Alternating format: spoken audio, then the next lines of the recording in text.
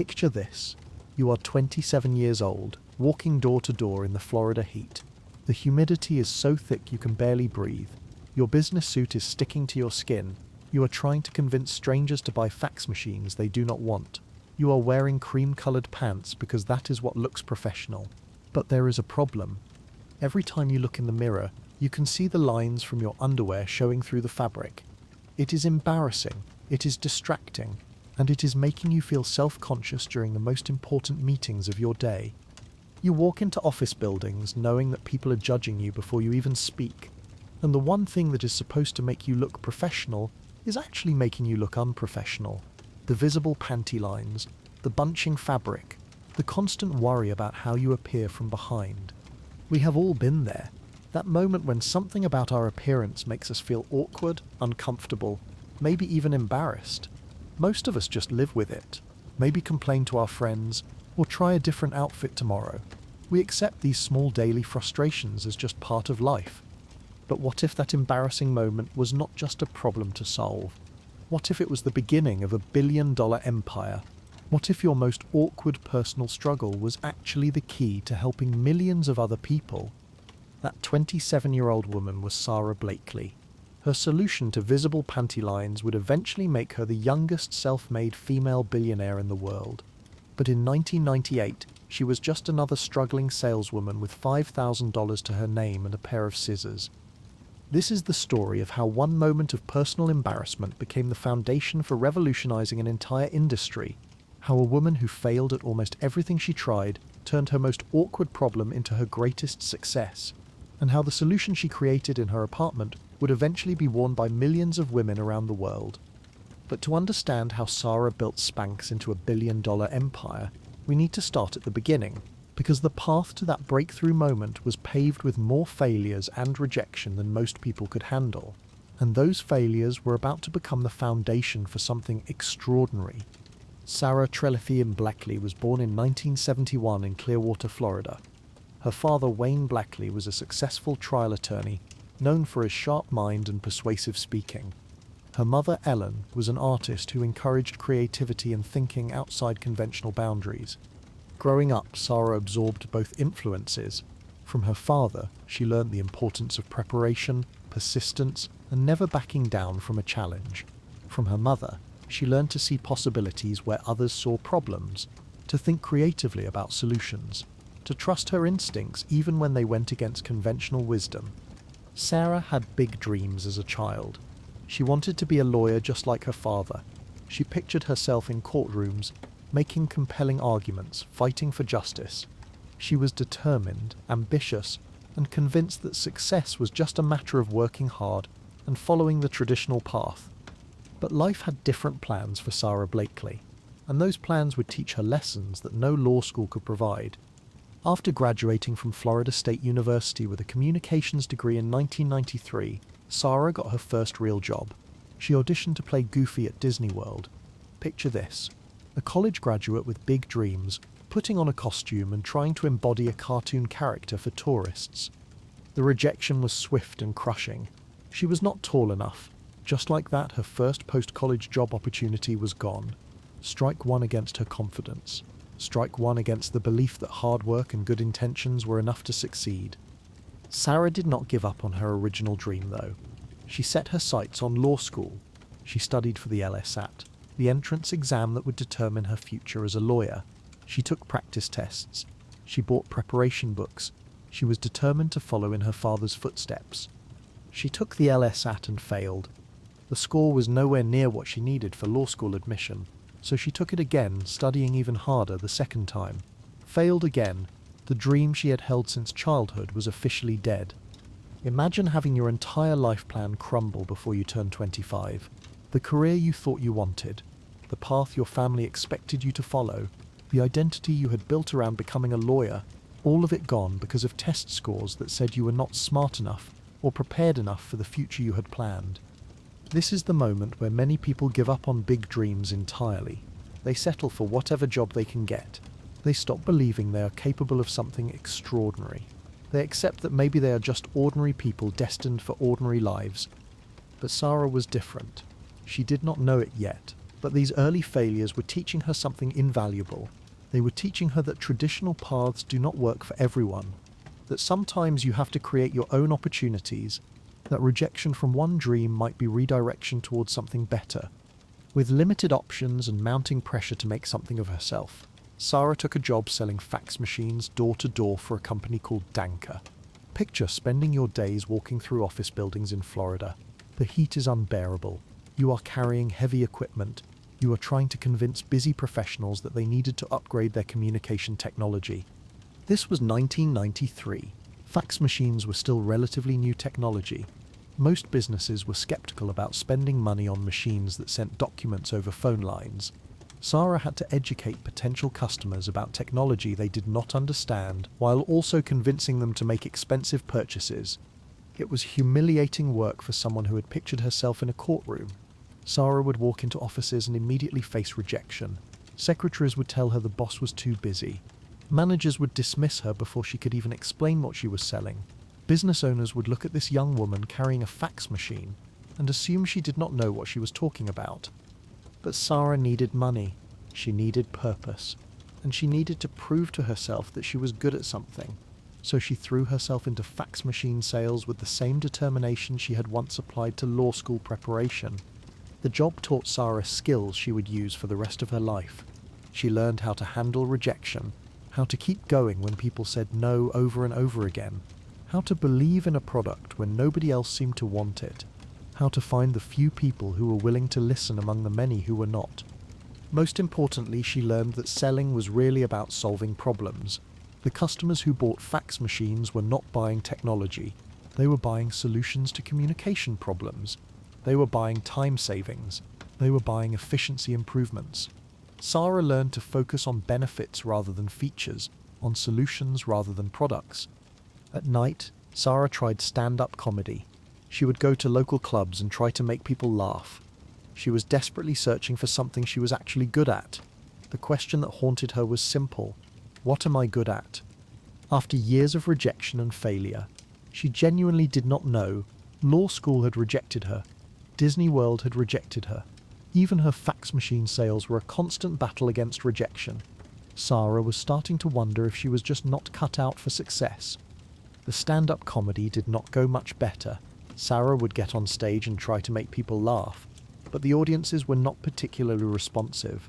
She was funny in conversation with friends, but performing comedy for strangers was a completely different skill, another dream that did not quite work out. By 1998, at age 27, Sarah had exactly $5,000 in her savings account. That was it. Her entire life savings after years of working, 7 years of college, job searching, fax machine sales, failed comedy attempts, and searching for her purpose, and she had almost nothing to show for it financially. But Sarah had gained something more valuable than money during those 7 years. She had developed resilience. She had learned that failure was not permanent unless you let it be. She had discovered that rejection was just information, not a judgment of her worth as a person. She had also developed a deep understanding of what it felt like to struggle, to feel like you do not fit into traditional career paths, to wonder if you have what it takes to succeed. These experiences would later help her connect with millions of other women who felt the same way. The undergarment industry in 1998 was dominated by massive corporations run almost exclusively by men. Companies like Hanes, Jockey, and Playtex had been around for decades. They had established supply chains, massive marketing budgets, and loyal customers who had been buying the same products for generations. These companies were not innovating much. They were focused on maintaining market share rather than solving new problems. The assumption was that women's undergarments were a mature industry, that all the problems had already been solved, that there was no room for new players or new ideas. The idea that a door-to-door fax machine saleswoman could compete with these established giants was laughable to anyone who understood the industry. Sarah did not understand the industry yet, and sometimes not knowing why something is impossible is exactly what you need to make it possible. But sometimes the biggest breakthroughs come from the most unexpected places, and Sarah's breakthrough was about to come from a moment of pure frustration in her bedroom. Armed with nothing but a pair of scissors and the determination to solve a problem that had been bothering her for years, the scissors moment that changed everything. It was another sweltering day in Florida. The kind of heat that makes your clothes stick to your body before you even step outside. Sarah was getting ready for another round of fax machine sales calls. Another day of walking through office buildings, facing rejection, trying to convince people to buy technology they did not think they needed. She put on her cream-coloured pants. They were part of her professional uniform. Clean, pressed. The kind of outfit that said, "Take me seriously." She had learned that first impressions mattered enormously in sales. People decided whether to trust you within seconds of meeting you. But when she looked in the mirror, there they were again. Those visible lines from her pantyhose showing through the fabric, the seams, the reinforced toe area, the control top band, all of it creating bumps and lines that completely ruined the smooth professional look she was trying to achieve. For years she had dealt with this same problem. Pantyhose were basically required in her professional dress code. Bare legs were not considered appropriate for business meetings in the South during the 1990s, but the pantyhose created exactly the opposite effect of what she wanted. Instead of looking polished and put together, she looked lumpy, unprofessional, like someone who did not know how to dress herself properly. The very thing that was supposed to make her look more professional was actually making her look less professional. Think about how frustrating this must have been. You are already struggling with confidence because of career failures. You are walking into meetings where people judge you before you even speak. You are trying to sell products that people do not want to buy. And the one thing that is supposed to help your appearance is actually hurting it. Sarah had tried everything. Different brands of pantyhose, different sizes, different styles. She had tried wearing them higher or lower. She had tried shapewear underneath. Nothing worked. The lines were always there, visible through her pants, making her self-conscious during the most important moments of her workday. In a moment of pure frustration, Sarah grabbed a pair of scissors from her kitchen drawer. She sat down on her bed, took off her pantyhose, and cut the feet off. Just like that. No careful planning, no research into hosiery manufacturing, no consulting with fashion experts. She just cut them off with scissors and put them back on. When she looked in the mirror, everything changed. The lines were gone. Her silhouette was smooth and clean. She looked exactly the way she wanted to look in those cream-coloured pants. For the first time in years, she felt confident about her appearance from every angle. The transformation was dramatic and immediate. The pantyhose still provided the coverage and smoothness she needed for her legs, but without the feet, there were no seams or reinforcement areas to create visible lines. The waistband still provided some shaping and support, but the overall effect was much cleaner and more professional. Sarah stood in front of her mirror, turning from side to side, checking her appearance from every angle. She could not believe the difference. Such a simple solution to a problem that had been bothering her for years. Why had nobody thought of this before? But Sarah's mind was already moving beyond her own problem. She started thinking about every woman she knew who complained about the same thing. Her friends who worked in offices, her co-workers at the fax machine company, women she met during sales calls who mentioned similar frustrations with professional dress codes. This was not just her problem. This was millions of women's problem.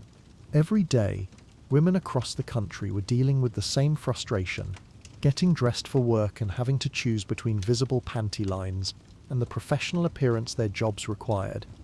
Sarah realized that she might have stumbled onto a universal problem with a simple solution, but she needed to test her theory before getting too excited about it. That night, Sarah called her friends, not to tell them what she had discovered, but to ask them a question. Do you ever have problems with visible panty lines when you wear light-coloured pants or skirts to work? The response was immediate and universal. Yes, absolutely, all the time. It was so frustrating. They had all tried different solutions, but nothing really worked. They had accepted it as just one of those annoying things about being a professional woman. Then Sarah asked the follow-up question. Would you buy underwear that eliminated visible panty lines completely? Again, the response was immediate and overwhelming. Yes, absolutely. Where can we get it? How much does it cost? When will it be available? That phone call changed everything for Sarah. She realized she might have stumbled onto something much bigger than a personal fashion fix. She might have discovered a business opportunity, a way to solve a real problem for millions of women while building something meaningful with her life. But having an idea and building a business are completely different challenges, and Sarah was about to learn just how different they were.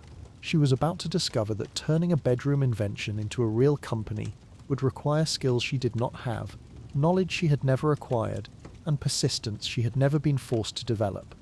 From bedroom invention to business reality. Sarah had never started a business. She had never filed a patent. She had never worked with manufacturers or retailers. She had no idea about trademarks, supply chains, marketing, or any of the hundreds of details involved in bringing a new product to market. But she had something more valuable than business experience. She was solving a real problem for real people. She had validated the problem by talking to friends and co-workers. She had proven the solution worked by testing it on herself. And she had the determination that comes from years of failure and rejection. Most people would hire experts at this point. They would find lawyers to handle patents, marketing agencies to create brands, business consultants to write business plans, manufacturing specialists to find factories. Sarah had $5,000 total. That was her entire budget for everything. Legal fees alone could eat up half of that money before she even had a product to sell. A professional patent search and application could cost thousands of dollars.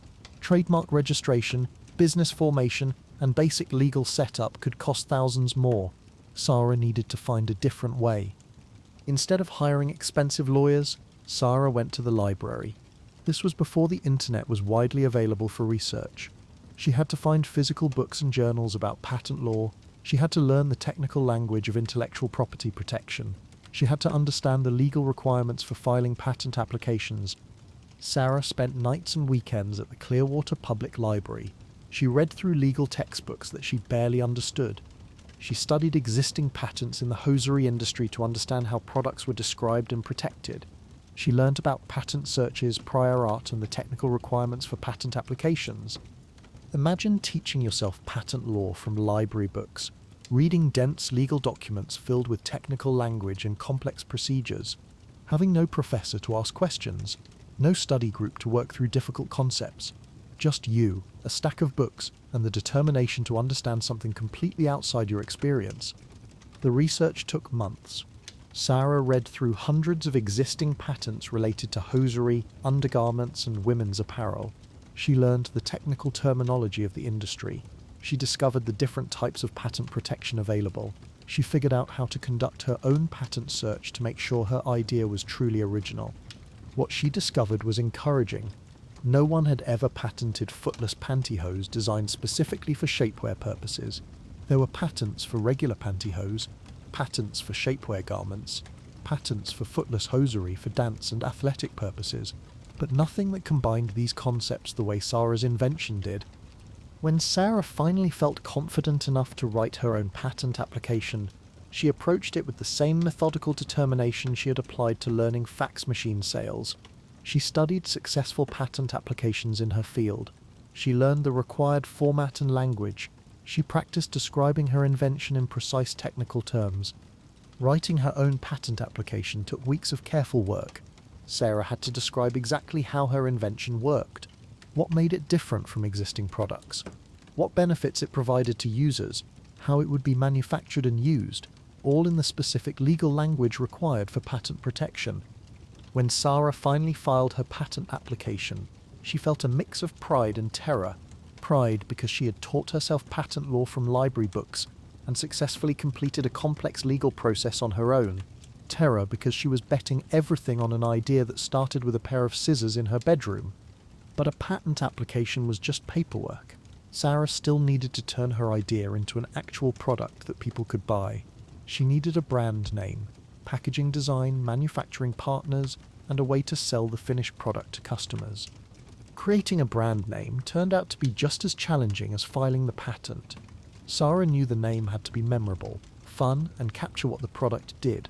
It had to appeal to women who wanted to feel confident and attractive. It had to sound professional enough for a business setting, but playful enough to be approachable.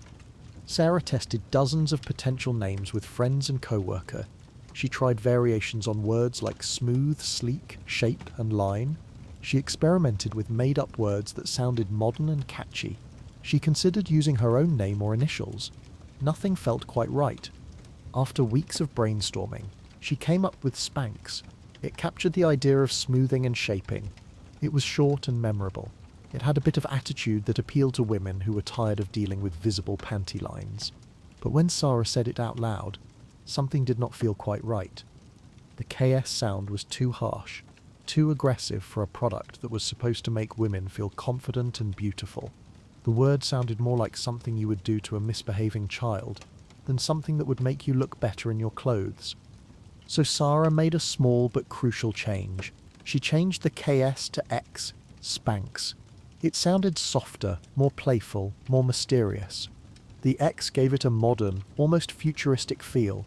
It suggested something sleek and sophisticated, while still being easy to remember and pronounce. Sarah checked to see if anyone owned the trademark for Spanx. Nobody did. She could register the trademark and own exclusive rights to use the name for her products. For $150, she bought the trademark for Spanx online.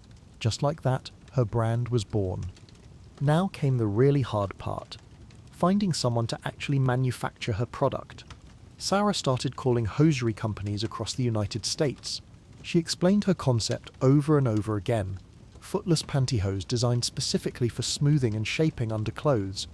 Most of the responses were immediate rejections. The hosiery industry was dominated by men who had been making the same products the same way for decades. They did not understand what Sarah was trying to create.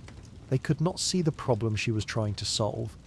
To these male factory owners, Sarah's idea sounded like a solution, looking for a problem that did not exist. Women had been wearing regular pantyhose for 50 years. If there was a real need for footless shapewear, surely one of the major companies would have created it already. Picture making these phone calls day after day. You call a factory and try to explain your invention to someone who has never experienced the problem you are solving. They interrupt you halfway through your explanation to tell you it will not work. They hang up before you can describe the benefits or show them your prototype. Sarah called factory after factory. She heard the same responses over and over. It is impossible to manufacture. It is impractical for mass production. There is no market for it. Women do not need this. You do not understand the industry. Come back when you have more experience. What those male factory owners did not realize was that Sarah had a massive advantage. She actually wore the product. She understood the problem intimately because she lived it every day. She had tested the solution on herself and her friends. She had validation that the market existed because she was part of that market. Every rejection from a male executive just reinforced Sarah's belief that she was onto something they could not see. They were looking at her invention through the lens of their own experience. Since they had never worn pantyhose or dealt with visible panty lines, they could not understand why her solution was valuable. The rejections continued for months. Sarah kept a detailed notebook tracking every call, every rejection, every reason she was given for why her idea would not work. The notebook filled up with no's, but Sarah refused to give up. She knew that she only needed one manufacturer to say yes. One person who was willing to take a chance on her idea. One factory owner who could see the potential that everyone else was missing. With only $5,000 to work with, Sarah had to do everything herself. She could not hire designers for packaging. She could not pay for professional marketing materials. She could not even afford basic business services like bookkeeping or legal advice. Using basic computer software, Sarah designed her own packaging. She studied successful products in stores to understand what made packaging appealing and professional looking. She learned about color psychology, typography, and visual design through trial and error. She wrote her own marketing copy, testing different phrases and messages with friends and potential customers. She handled customer service inquiries on her personal phone. She managed inventory tracking in a notebook. She became a one-woman business school, learning every aspect of running a company as she went.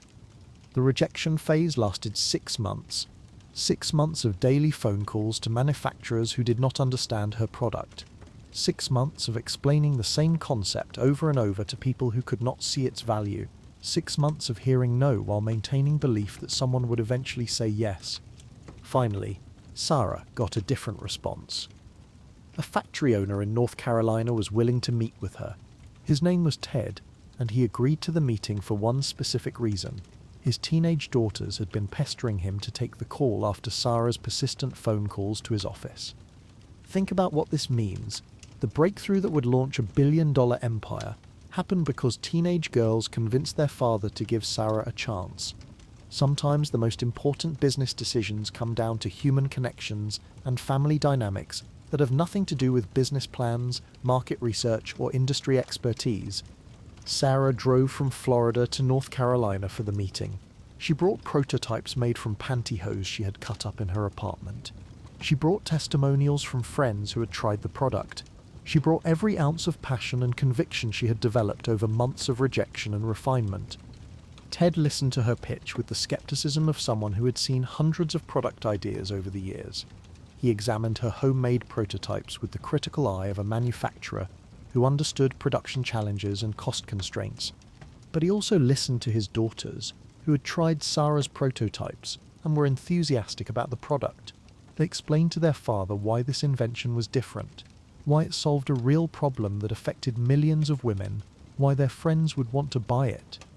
At the end of the meeting, Ted agreed to produce Sarah's first batch of Spanx, not because he was completely convinced the product would be successful, but because he was willing to take a calculated risk on a passionate entrepreneur who had done her homework and created something genuinely innovative.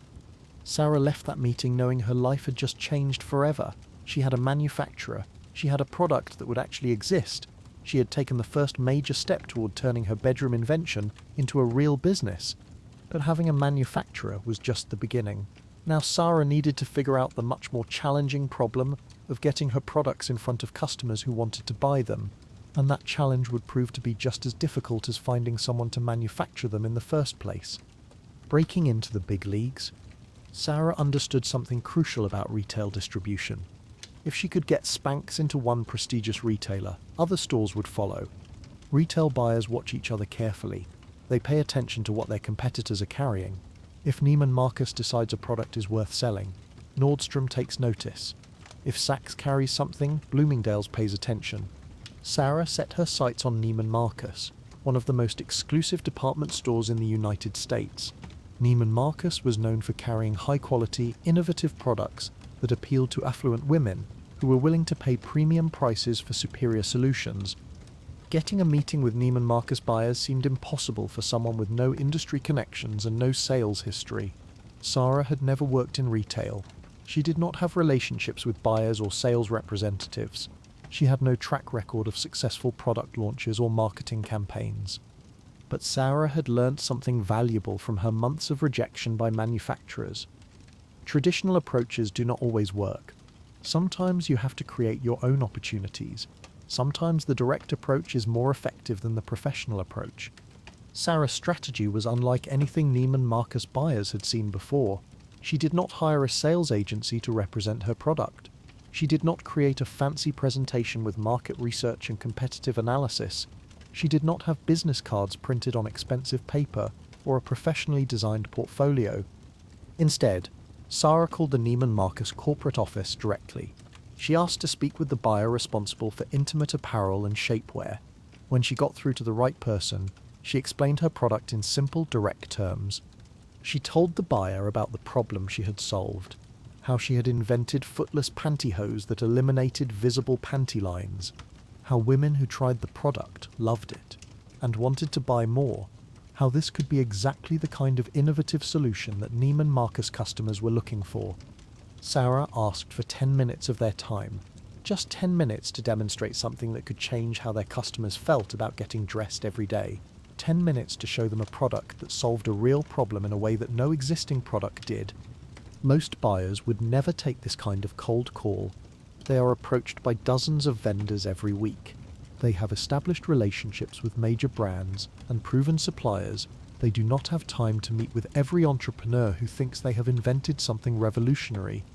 But something in Sarah's voice convinced the buyer to give her a chance. Maybe it was her genuine conviction about the product. Maybe it was her willingness to demonstrate rather than just describe. Maybe it was the fact that she was calling personally rather than sending a representative. Whatever the reason, they agreed to a meeting. Sarah had 10 minutes to prove that her bedroom invention belonged in one of the most exclusive stores in America. 10 minutes to convince a professional buyer that customers would pay premium prices for something they had never heard of before. When Sarah walked into the Neiman Marcus corporate offices in Dallas, she knew this was her one shot.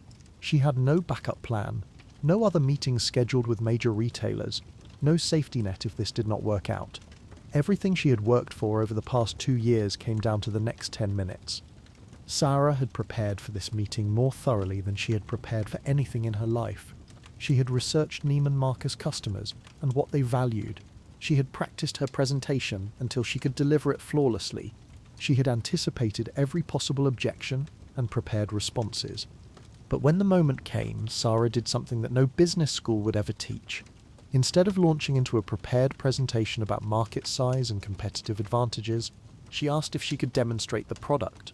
Not with charts or graphs or technical specifications, she wanted to show the actual before and after difference that Spanx made. The buyer looked confused. Product demonstrations usually involved setting up displays or showing how things worked mechanically. How do you demonstrate underwear in a corporate conference room? Sarah had thought about this problem extensively. She knew that the only way to truly understand the value of Spanx was to see the difference it made when worn under clothes. She needed to show the transformation from visible panty lines to smooth silhouette. So Sarah asked if they could go to the women's restroom. She wanted to show the buyer what she looked like in regular pantyhose under her business outfit. Then she would put on Spanx and show the dramatic improvement. It was unconventional, personal, and completely unprecedented in the buyer's experience. Imagine being a corporate buyer, used to polished presentations in conference rooms with PowerPoint slides and product samples laid out on tables, and instead you get invited to a bathroom demonstration by the actual inventor of the product. The buyer was intrigued enough to agree. They walked to the women's restroom, where Sarah proceeded to give the most important sales presentation of her life. She showed the before look with regular pantyhose, the visible lines, the bumpy silhouette, the unprofessional appearance that millions of women dealt with every day. Then she put on Spanx and showed the after look, the smooth lines, the clean silhouette, the dramatic transformation that made her look more polished and professional instantly. The difference was obvious and immediate. The Neiman Marcus buyer did not need market research or focus groups to understand what she was seeing. She could see with her own eyes that Sarah had solved a real problem that affected millions of women. She could immediately understand why customers would be willing to pay for this solution. The buyer was convinced immediately. She placed an order for 7 Neiman Marcus stores across the country.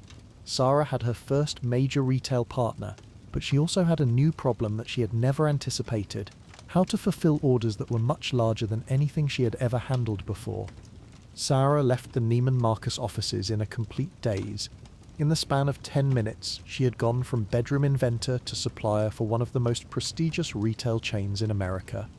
Her entire business had changed scale overnight. But now, Sarah faced a challenge that was both wonderful and terrifying. Success. She needed to produce thousands of units instead of the dozens she had been making for friends and family. She needed packaging that would work in retail stores. She needed marketing materials that would appeal to customers she had never met. She needed inventory management systems, quality control processes, and customer service capabilities. She needed to coordinate with her manufacturer in North Carolina to increase production dramatically, and she needed to do all of this with the same limited budget she had been working with from the beginning. Because every dollar she spent on production and fulfillment was a dollar she did not have for rent, food, or the basic living expenses of running a business from her apartment. Sarah was still operating on the original $5,000 budget that had started her entire journey. Without money for traditional advertising, Sarah had to get creative about marketing. She developed guerrilla marketing tactics that cost almost nothing but required enormous amounts of time and personal energy. She paid friends $20 each to go to Neiman Marcus stores and buy Spanx, then rave about the product to sales associates. The goal was to create buzz and word-of-mouth recommendations from store employees. If sales associates were hearing positive feedback from multiple customers, they would be more likely to recommend Spanx to other shoppers. Sarah was essentially creating artificial social proof to jumpstart natural word-of-mouth marketing. Sarah also started researching magazine editors and fashion stylists. She sent free samples to anyone who might influence fashion trends or product recommendations.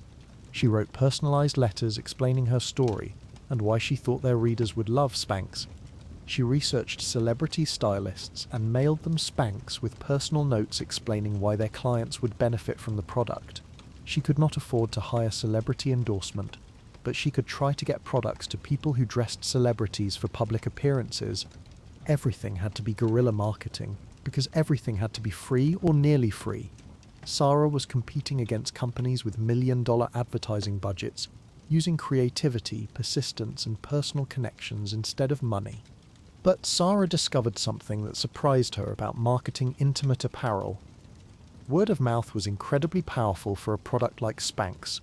When women tried it and saw the difference it made, they told other women, and those women immediately wanted to try it too. Unlike many products where word of mouth is nice but not essential, Spanx was the kind of product that women actively recommended to friends. The transformation was so dramatic and immediate that satisfied customers became enthusiastic advocates. Sarah started getting phone calls from women who had heard about Spanx from friends. They wanted to know where they could buy it, how much it cost, when new styles would be available. She was building a customer base through pure product satisfaction rather than advertising. In Spanx's first year of retail sales, 1999, the company generated $4 million in revenue. Sarah could not believe the numbers when she added them up at the end of the year. $4 million from a product that had started with her cutting the feet off pantyhose in her bedroom. Sarah was profitable from day one because she owned her entire supply chain and had almost no overhead costs. No employees, no office rent, no expensive marketing campaigns, no debt payments. Just Sarah, working 18 hours a day from her apartment, fulfilling orders and answering customer calls. But more importantly than the revenue numbers, Sarah was seeing something that validated everything she had believed about her product. Repeat customers. Women were not just buying Spanx once to try it out. They were coming back and buying multiple pairs. They were buying different styles and colours. They were becoming loyal customers. The repeat purchase rate was much higher than typical for new consumer products. Women who bought Spanx once were likely to buy again within 6 months. They were telling their friends, their sisters, their co-workers. They were writing letters to Sarah telling her how much the product had improved their confidence and daily experience. Word-of-mouth marketing was creating a snowball effect that Sarah had never anticipated when she started the company. Each satisfied customer was becoming a sales representative for the product. Without any advertising budget, Sarah was building a customer base through authentic recommendations from women who genuinely loved what she had created. This organic growth was teaching Sarah something crucial about her business. She had not just created a product, she had solved a problem that millions of women had been living with for decades without realizing there could be a solution, and they were willing to pay premium prices for that solution over and over again. By 2000, Sarah had exhausted her ability to grow the business organically through personal networks and grassroots marketing. She had maximized what she could accomplish as a one-woman operation working from her apartment. She needed something bigger to take Spanx to the next level. She needed national exposure that would introduce Spanx to millions of potential customers at once. She needed validation from a trusted source that would convince women who had never heard of her brand to try something new. She needed what every small business dreams of but rarely achieves. She needed a miracle. The Oprah gamble that changed everything. Sarah knew that getting featured on the Oprah Winfrey Show could change everything for Spanx. In 2000, Oprah's endorsement was the most powerful marketing force in America. When Oprah recommended a book, it became a bestseller overnight. When she featured a restaurant, people would wait in line for hours to try it. When she endorsed a product, it could sell out across the country within days. Oprah's influence was unlike anything that existed before or since. Her audience trusted her completely.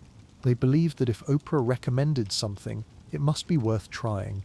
Getting featured on Oprah's favorite things was the holy grail of product marketing. But how do you get Oprah's attention when you are nobody special?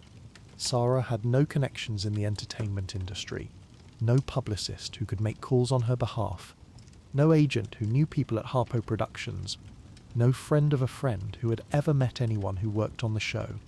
Most entrepreneurs would hire professional public relations firms at this point, companies that specialize in getting products featured in major media outlets, firms with established relationships and proven track records.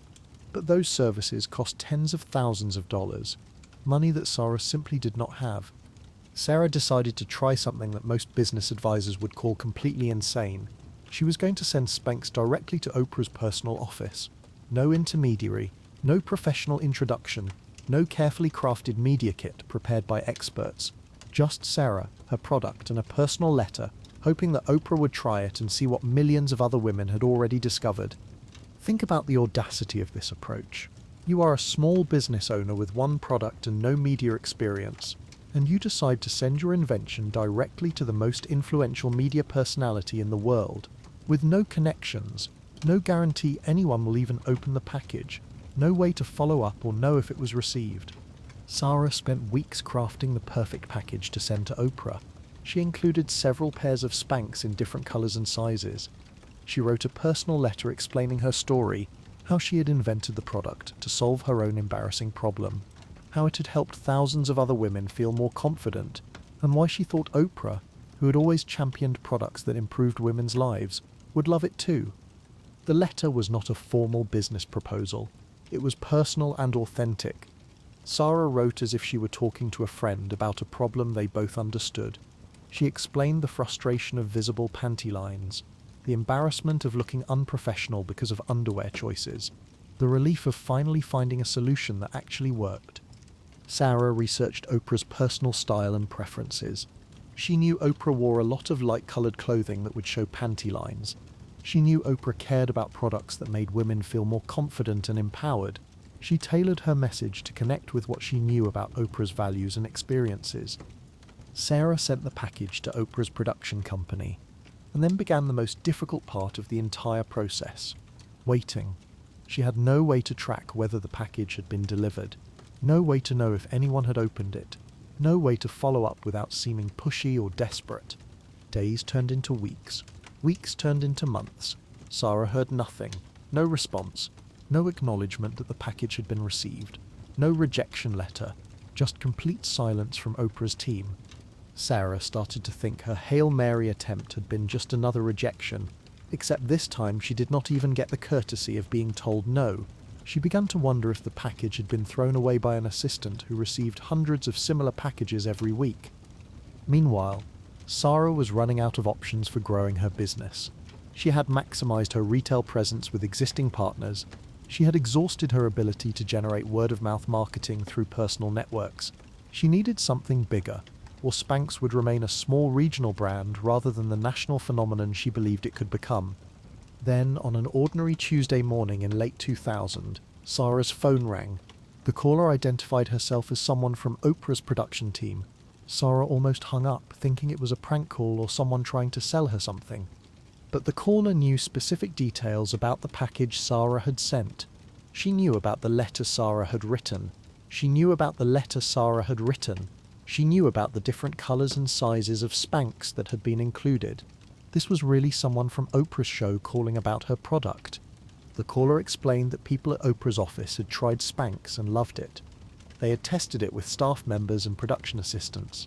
The response had been overwhelmingly positive. Everyone who tried it wanted to know where they could buy more. Based on that response, Oprah's team wanted to feature Spanx as one of Oprah's favourite things for 2000. It would be included in the annual holiday gift guide that millions of viewers looked forward to every year. Products featured on the show typically saw massive spikes in sales and national recognition. Sarah could not believe what she was hearing. Oprah's team was calling her. They wanted to feature Spanx on national television, in front of millions of viewers. This was the break she had been hoping for since she started the company, but had never really expected to achieve. The caller explained that Sarah would need to be able to fulfill large orders on short notice. Oprah's favourite things segments typically generated enormous spikes in demand. Products could sell months' worth of inventory in a single day. Was Sarah prepared to handle that kind of volume? Sarah assured them that she could handle whatever demand the show generated. She had no idea if that was true. Her manufacturing partnership in North Carolina was designed for steady, moderate production levels. She had never tested what would happen if orders increased by 10 or 20 times normal volume overnight. But Sarah knew this was her one chance. If she said she could not handle the demand, Oprah's team would move on to another product. If she said yes, she would have to figure out how to make it work. Sarah had built her entire business on saying yes first. and figuring out the details later. When Sarah got off that phone call, she realized her life was about to change in ways she could not imagine. She had less than 2 weeks to prepare for what she knew would be the biggest moment in Spanx's short history. She immediately called her manufacturer in North Carolina to explain the situation. They needed to dramatically increase production capacity on extremely short notice. They needed to coordinate inventory so that retailers would have stock when customer demand spiked. They needed to plan for a level of success that neither of them had ever experienced before. Sarah also had to prepare her tiny customer service operation for what was about to happen. She was still answering most customer calls herself from her apartment. She needed to set up additional phone lines and recruit friends to help handle the volume of calls she expected after the show aired. She had to make sure her website could handle massive traffic increases without crashing. She had to coordinate with retail partners to ensure they had adequate inventory. She had to prepare marketing materials that could handle national-level attention rather than the regional focus she had been working with. But most importantly, Sarah had to prepare herself mentally for what success at this scale might mean. She had spent 3 years building Spanx slowly and carefully, maintaining personal relationships with customers and retailers. In one television appearance, everything might change permanently. When the Oprah show aired in November 2000, Sarah watched from her apartment, surrounded by boxes of Spanx inventory that she hoped would be enough to meet demand. She saw Oprah hold up her product and recommend it to millions of viewers as one of her favorite things of the year. Oprah explained to her audience how Spanx solved a problem that every woman could relate to. She demonstrated the difference the product made. She recommended it enthusiastically as something that could improve how women felt about getting dressed every day. As soon as Oprah finished talking about Spanx, Sarah's phone started ringing, and it did not stop ringing for weeks. When Oprah announced Spanx as one of her favorite products of the year, everything changed instantly. Sarah's website crashed from traffic within minutes of the show airing. Her phone rang constantly with orders from customers who had never heard of the product before that day. Retail stores across the country called asking how they could carry Spanx immediately. The Neiman Marcus stores that already carried the product sold out of inventory within hours. Other major retailers wanted to place emergency orders to meet customer demand. In the 24 hours after the Oprah feature aired, Spanx sold more units than they had sold in the entire previous year. Sarah went from regional entrepreneur to national sensation literally overnight. The power of Oprah's endorsement was unlike anything she could have imagined when she sent that first package months earlier. But success at this scale created problems Sarah had never anticipated when she was cutting the feet off pantyhose in her bedroom. Orders were pouring in, faster than she could fulfill them. Her manufacturing partner was struggling to keep up with demand. Customers were calling constantly asking when their orders would ship. Sarah realized that the Oprah moment had fundamentally changed her business. She was no longer a small company that could operate informally from her apartment. She needed systems, processes, and infrastructure that could handle national-level demand consistently. She also realized that she was about to face the most critical decision in the history of her company, a decision that would determine whether Spanx became a lasting empire or faded away as competitors with more resources moved into the market she had created. The billion-dollar decision. The Oprah endorsement created a problem Sarah never imagined when she was struggling to get her first retail partner. Success that was almost too big to handle. Orders were pouring in faster than she could fulfill them. Retailers across the country were demanding immediate access to carry Spanx.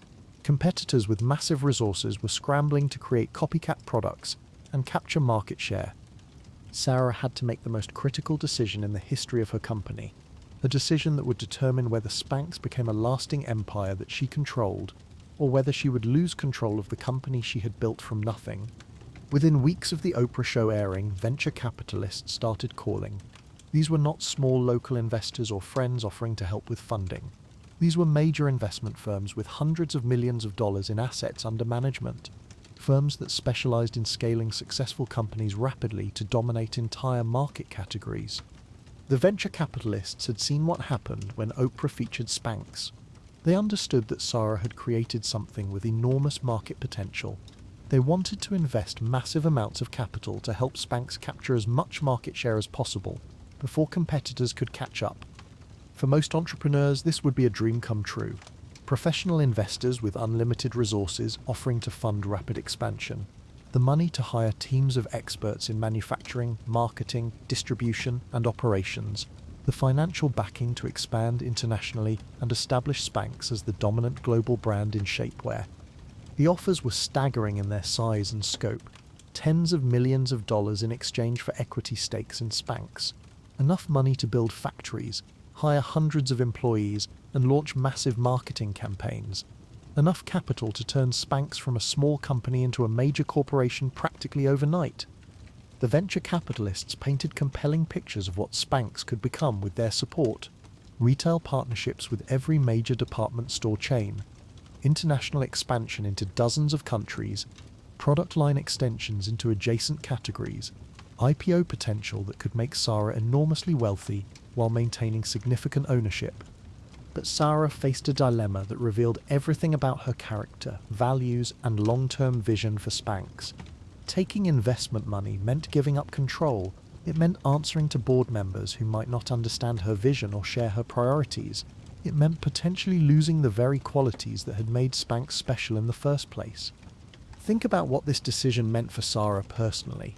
She had spent 4 years building Spanx exactly the way she wanted to build it, making every decision herself, maintaining direct contact with customers, staying true to her original vision of solving real problems for real women in ways that honored their experiences and needs.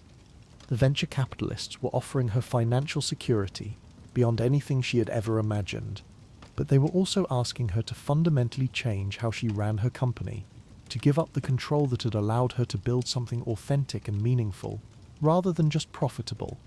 Sarah spent weeks meeting with different investment firms. She listened to their presentations about market opportunities and growth strategies. She reviewed their proposals for scaling manufacturing and expanding distribution.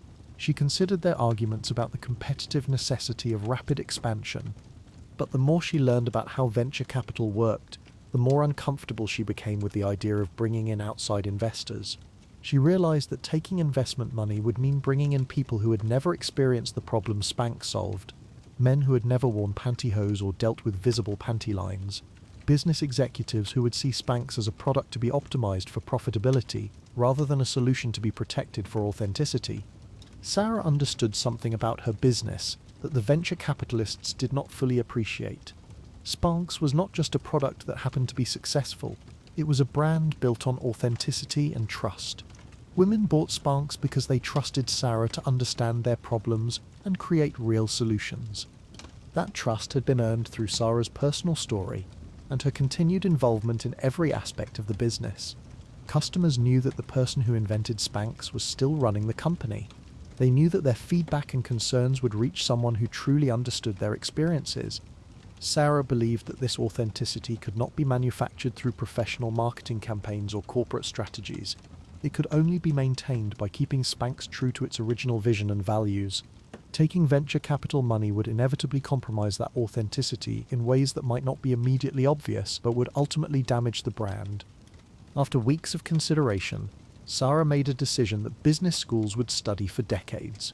She turned down all the venture capital offers, every single one.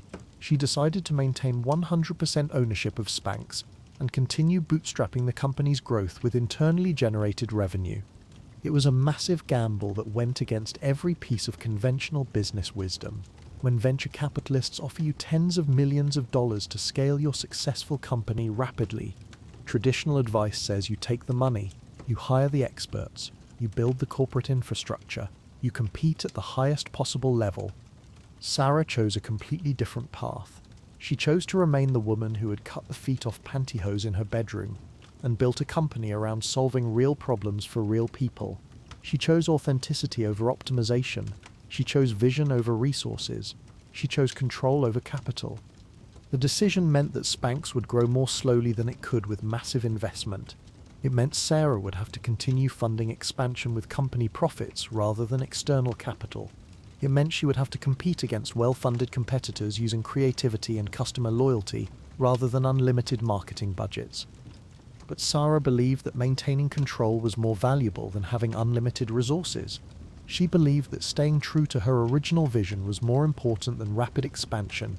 She believed that the authenticity that had built Spanx was more powerful than any corporate strategy or marketing campaign.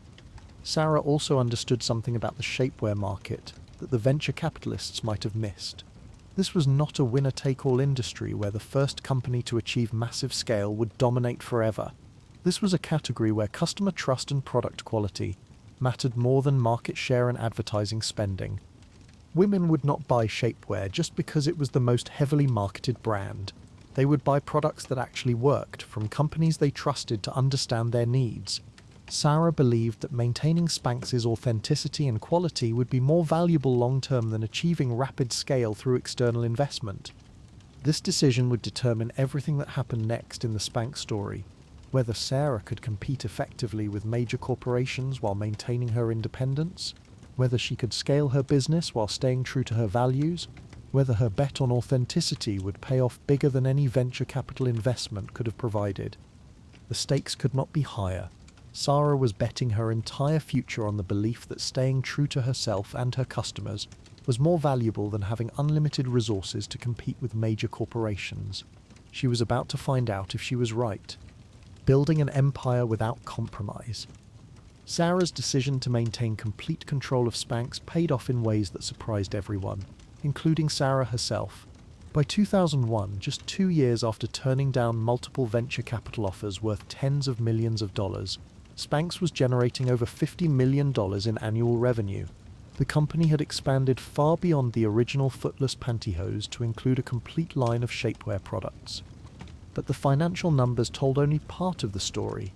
More importantly, Sarah had built a brand that customers genuinely loved and trusted in ways that went far beyond typical product loyalty.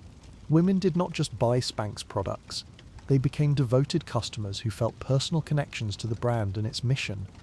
Customer letters poured in telling Sarah how Spanx had changed their lives. Women wrote about feeling more confident at work presentations, about looking better in wedding photos, about having the courage to wear clothes they had avoided for years because of body insecurity, about feeling more comfortable and confident in their own skin. These testimonials revealed something crucial about what Sarah had created. Spanx was not just solving a practical problem with visible panty lines. It was helping women feel more confident and empowered in their daily lives. The product was changing how customers felt about themselves, not just how they looked in their clothes. In 2001, Spanx appeared on QVC, the home shopping network that reached millions of viewers interested in innovative products. Sarah appeared on television personally to demonstrate her products and tell her story. The response was immediate and overwhelming. In less than 6 minutes on air, they sold over 8,000 units of Spanx. That was more than most small companies sold in entire months. The QVC appearance proved that Sarah's decision to maintain personal involvement in marketing and customer communication was more powerful than any professional advertising campaign could have been. Think about what this QVC success meant for Sarah's business philosophy. She had chosen to appear on television herself rather than hiring professional spokespeople or models. She had chosen to tell her authentic story rather than relying on polished marketing messages created by agencies, and customers had responded by buying her products in record numbers. The QVC appearance validated Sarah's belief that authenticity and personal connection were more valuable marketing tools than corporate professionalism. Customers trusted her because they could see that she was the real inventor of the product, not just a paid spokesperson hired to sell something she had never used. But Sarah was not content to rest on early success. She continued innovating and expanding the Spanx product line based on direct feedback from customers. When women asked for different colors, Sarah created new color options. When they requested different levels of control and shaping, Sarah developed products with varying degrees of compression. Sarah did not just create a successful company during these years. She created an entire product category that had not existed before. Before Spanx, shapewear was considered old-fashioned, uncomfortable, and unsexy. Products like girdles and control garments were associated with older generations and outdated fashion sensibilities. Sarah made shapewear fashionable, comfortable, and essential for modern women. She redesigned products that had not changed significantly in decades. She created marketing messages that made women feel empowered rather than ashamed about wanting to look their best. She transformed an entire industry by approaching it from the perspective of someone who actually used the products. Major corporations with vastly more resources scrambled to create their own versions of Spanx products. Companies like Hanes, Jockey, and Playtex launched competing shapewear lines with massive advertising budgets and established distribution networks. But none of the major competitors were able to capture the authenticity and customer loyalty that Sarah had built around the Spanx brand. They could copy her products, but they could not copy the trust and connection she had established with customers over years of personal involvement and genuine commitment to solving their problems. The transformation Sarah created went far beyond business success metrics. She had changed how millions of women felt about getting dressed every day. She had solved a problem that women had accepted as just part of life for decades, and she had done it while building a company that reflected her values and maintained her vision.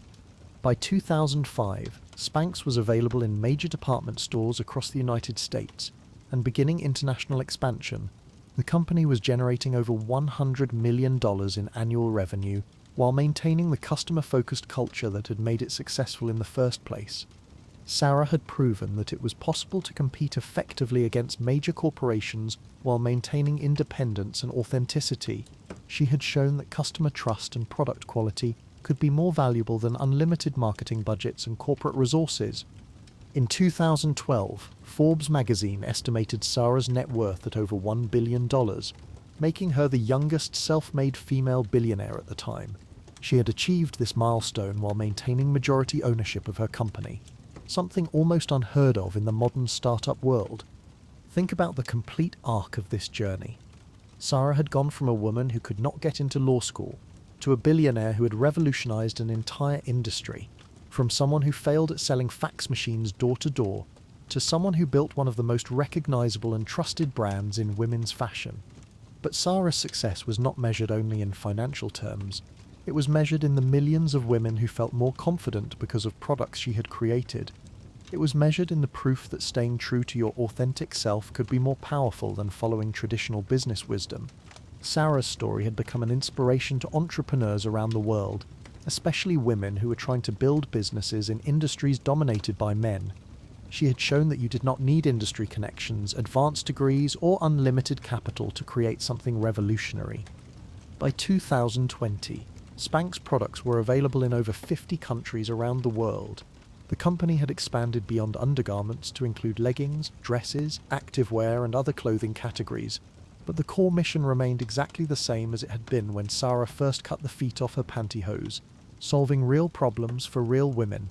Sarah had become a sought-after speaker and mentor, sharing the lessons she had learned from building Spanx with other entrepreneurs and business leaders. Her key message was simple but powerful. Do not be intimidated by what you do not know. Do not ask for feedback just to get validation. Trust your instincts and be willing to make mistakes. The principles Sarah had learned from building Spanx applied to anyone facing challenges in their career or personal life, regardless of industry or background. First, your biggest problems might be your biggest opportunities. The thing that embarrasses or frustrates you most might be exactly what millions of other people need help with. Second, staying true to your authentic self is more valuable than trying to fit traditional molds or meet conventional expectations.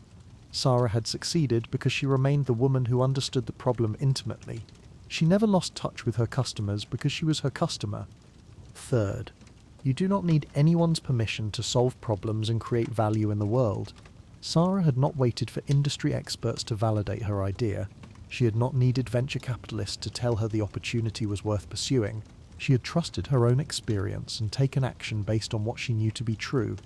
Sarah's story also proved that bootstrap mentality and organic growth could be more powerful than unlimited external resources.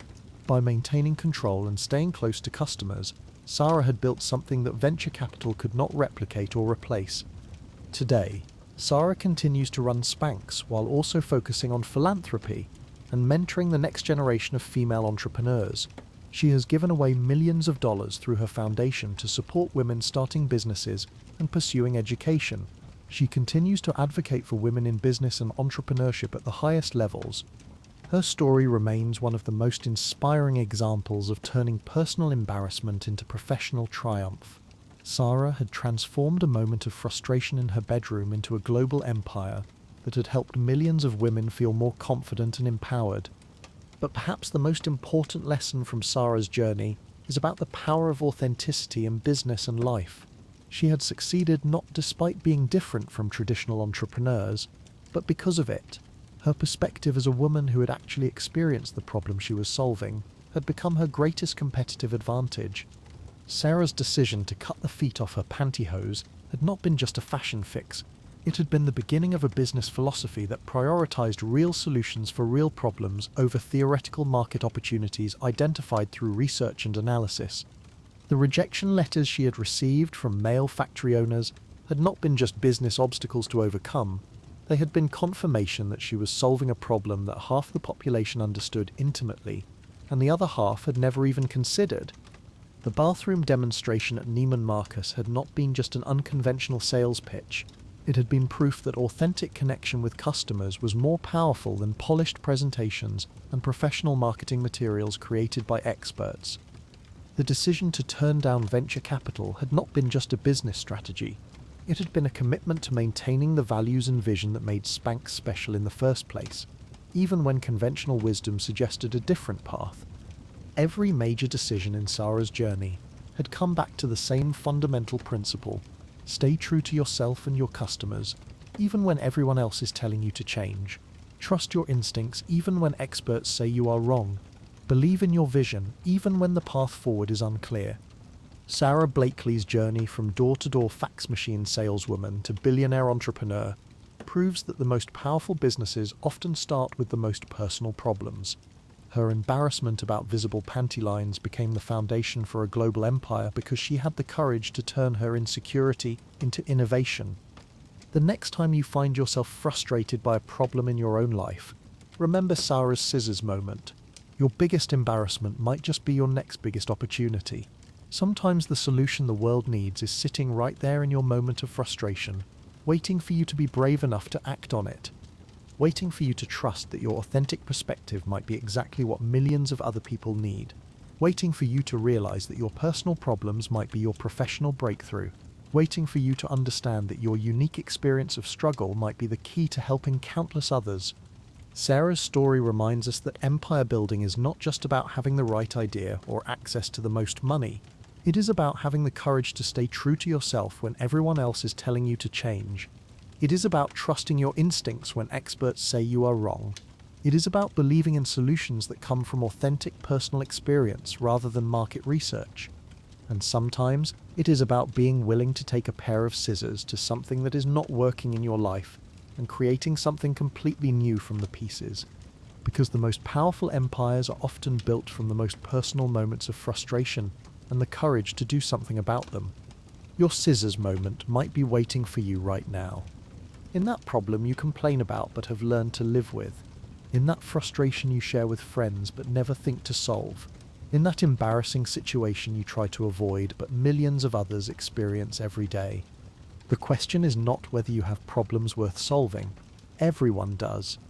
The question is whether you have the courage to cut off the feet and see what happens next.